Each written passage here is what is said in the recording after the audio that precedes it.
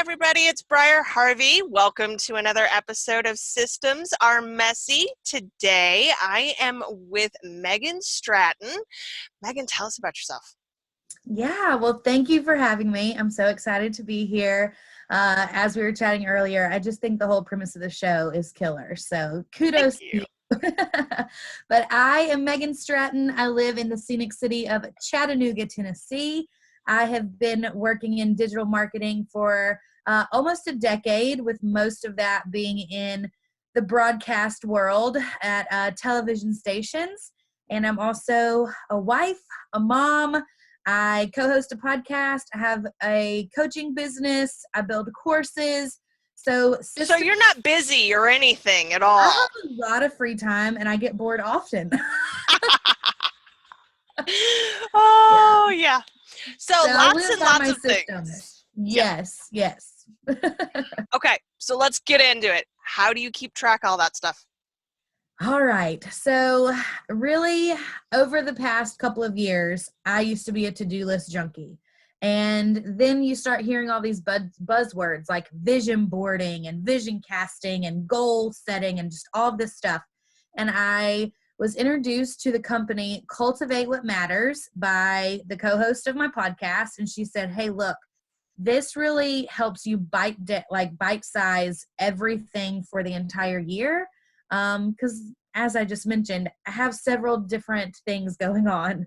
So I really needed something that I could house all of that in one place and that I could see the clear goal for the year, and it would give me like different touch points. And so Cultivate What Matters, that company, they do several different things, but probably what they're best known for is their Power Sheets planner.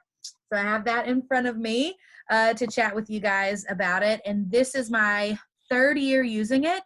And I don't know what I'd do without it, honestly. I love to hear the longevity of a system, because when you've used it for 3 years, that actually means that it works for you. Yes. Yeah, absolutely. And I think the fact that it's tangible, I've kept all of my planners and I look back at them. And sometimes we forget our own progress. You know what I mean? About, hey, absolutely. To launch a podcast. And did it happen? Yeah, it happened. And here's the great success. Or I put stuff in here too about house projects. This year we are, wanting to redo some stuff in our upstairs, and just being able to see that we started that vision in early 2020 and then to see where we end. It's nice to be able to have a recap. Absolutely. So how often do things slip through the cracks? Whew, that's a great question. So I would say when I am really working my system and I'm really putting the effort into my power sheets, that I'm able to keep everything together. So this also, doubles. It has a calendar in here, but I also live and die by my Google Calendar. So I kind of have, two things jamming. As long as those calendars are in sync, I'm pretty good at it. If I forget to add something to my calendar, it doesn't exist to me. So isn't it true? Like, I'm sorry, I didn't mean to forget you, but I didn't put you on the calendar when I said I was going to put you on the and it didn't happen. It's not you, it's totally me, but I have the memory of a gnat, and if it doesn't get on the calendar, it's gone. It's gone. Oh, you're so right. I say that too. I'm like, I have the memory of a caterpillar. And if you ask me to lunch, it's not that I don't want to go to lunch with you, but if I didn't put it on the calendar, it doesn't exist. I have no idea that it's supposed to happen. And that's just how life is, with so many things going on. So the times that things slip through the cracks are when the calendar doesn't get updated. But I try to avoid that at all costs. So how do you review or process all your information? Do you do it daily, weekly? I know that the Power Sheets actually have a system for the review, which is one of the reasons I suspect that it works so well. So talk us through that. Yes. Yeah, and you're exactly right. So, the Power Sheets, what's really different about it is you have some front end homework. So they do their launch, I think it's mid-October to late November, and that's by design that they release the one for the next year, because it takes me about a month to go through the beginning of the groundwork. And they're going to ask you things from like, what did you do last year that we were really proud of that we can duplicate, even from, actual tasks to actual behaviors? Like, did you work out? Did you drink enough water? Did you, Ooh, I like whatever it may behavioral be. tracking. That's great. It's really cool. And so you have to do that front end work, or the rest of the planner doesn't really make sense because you're constantly going back and checking the review status. So the beginning of it, I spend about a month to sit down. It asks you everything from like, how do you feel your relationships are on a scale of 1 to 10? Where do you want to improve? And then you break it down to your top 10 goals for the year.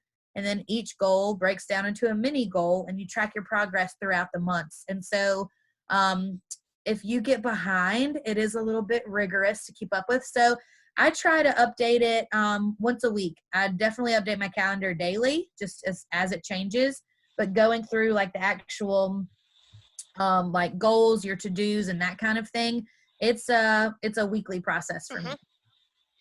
And I think that we really need to get better about acknowledging the time that it takes on the back end to really make our goals happen. Goal setting is not a thing that we do once. It is a thing that we work at lots and lots and lots as time goes on. And we have to go back and go, okay, where am I currently off track? It's a never ending process. Yeah, and it changes. I mean, I know last year I set some of my different goals with my coaching business. Like, hey, this is how many clients I want to have, or this is how many, people I want to be able to help. And life happens, and you have different things that change. And every client that I was talking to ended up asking the same questions. So that turned into a course. So that's a totally different goal than you have at the beginning of the year. So that's the other thing that I love about it is it asks you, like, what are you focusing on this month? Because it's so unrealistic. It's like New Year's resolutions. People are like, well, now this year I'm going to conquer the world, and it's different because I say it is, and I have all these things I want to do, but you have no plan. And with this, it says, okay, you have 10 huge goals. What are we doing this month? And you are just laser focused. That's how I get stuff done without, having everything floating around for the whole year. It really, when we look at our life at the end of it, it's the things that we didn't get done that are gonna be our biggest regrets. And these are the way, it's big and nebulous, but you have to chunk it into teeny tiny pieces or it will always be big and nebulous.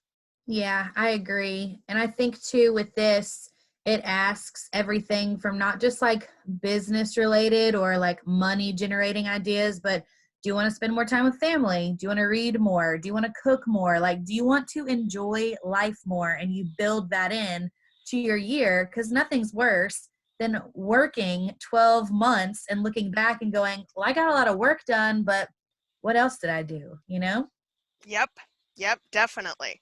So what do you wish you could do better? Whew, I love that question. What do I wish I could do better? I wish that I am a type 3 Enneagram. So I like to think I can take on I get a lot of those. All the time. Yeah. And I think that I could do a better job of focusing on the things that I really, really, not just that I'm good at, but make me the happiest. And I've never been awesome at delegating tasks or time because I would rather do it and I enjoy doing it. So if I could change something, I think it would be to just zero in a little bit more instead of saying I'm good at these 10 things, be great at these 3 things and just hone in on those. I like that. I like that Yeah. answer a lot. So, all things being equal, what do you do really well when it comes to planning? Yeah, I am like time management wizard. I like to say that. It sounds like it. Yeah, well, I love to cook. So, I work full time, but I've heard this lie several times from people, and they say, you can only do like 1 or 2 things really, really well. And I just love to blow that out of the water. So I work full time. I wake up early. My morning routine is like a huge part of how the rest of my day goes, because that's where I get a lot of my energy and my work done before I have kiddos and husband awake that are, trying to get ready for things. And so really I've heard so many people say, I just don't have the time. And you and I have the same amount of time. We have the same amount of time as Oprah. We have the same amount of time as Morgan Freeman, anybody. I mean, all of us, that's the one thing that doesn't get, robbed from any person to the next. We all have the same amount of time. And so just maximizing that and, spending it doing things that you truly enjoy. And I think that's at everybody's fingertips. You just have to harness it. I love it. So what are you working on right now? Yeah. So we have a podcast as well. It's called the Unshaken Podcast. And it used to traditionally, we launched almost a year ago in February, and it was really geared towards motherhood and lifestyle. You could log on and you could hear an episode on, what's the best way to decorate your new home, to infertility issues, to Instagram tips. And it was just too broad, right? Enneagram 3, going after all the fish. And what we've done this year is we've made Tuesday episodes for the businesswoman. And those are just with me, which are really exciting because that's what I love to do. And then Thursdays, we still have great content for lifestyle and mamas. And so it's created this really fun shift in our brand and in our identity. And we do a planning session every quarter, and we're getting ready to do that. And that's just on my mind because it's my favorite thing right now. It's my passion. So that's what's coming up in 2020. It's very exciting. Very exciting. We recently reorganized our podcast. We were doing, so my podcast, for those of you who don't know, because it's not at all related to this, is about kids' movies. Yeah. And I get together with my co-host, Sarah, and we curse a lot about kids' movies. That's great. What we were doing was an episode a week, and we would review a movie one week, and then we would do a little mini-sode in between where we have corrections and things. But we found that those, like Sarah was recording those by herself, she'd say, I have this whole list of things, think I'd have like 20 minutes to talk about, and I'd record it, and there's 3 minutes there. Can we get rid of the mini-sodes, please? I'm like, yes, we can get rid of the mini-sodes. So now we're releasing bi-weekly. We do 2 movies, and then we're doing a deep dive, which has been fantastic because we get to hit on all of those topics that we sort of get to in the main movie episodes, but have not gotten to do in real depth. Our first one was on PG ratings, which I had no idea how PG, how ratings are achieved. It's a whole thing. I'll link that one in the show notes. Yeah, that's really cool though. And it sounds like, we grow and we evolve, and then you shift to where your audience is. So we're in that same mode. And I think that's what, with all things, but definitely with the podcast, it's what allows our audience to grow with us, right? It takes time to put out these episodes and to create this content on the back end. People say to me, I really want to start a podcast. I'm like, no, you really don't. I know, right? Do a YouTube channel. It'll be much less time. Yeah, post a story on Instagram. You don't have that. But yeah, it's been fun to evolve as a show and to grow with our audience and to do new things. And yeah, that's always exciting. And that's the evolution of planning. And as we continue to, because podcasts, man, there's a lot of them that die at that 1 year mark. You have to figure out how to hit that, go past that 1 year mark. That's right. That's right. I know when we first started, we were researching everything, and they're like, most people don't go past 7 episodes. I was like, 7 episodes? And then I started looking around to people that I had met and networked with, and they're like dead at episode 5. And I'm like, oh crap, we just have to make it to the 1 year mark. We're almost there. We'll be there in February. We're so close. That is very exciting. And you should make sure that you reward that in some way. Have a party, do a thing, celebrate the year in some fashion. Yes, absolutely. Great advice. Is there anything else you'd like to add? I would just say too, talking about systems, like I said before, I was a to-do list junkie. This Cultivate What Matters is like an awesome plan for the year, but every single day I buy these to-do list sheets off Amazon, and it is like, what is due today? What do I need to do?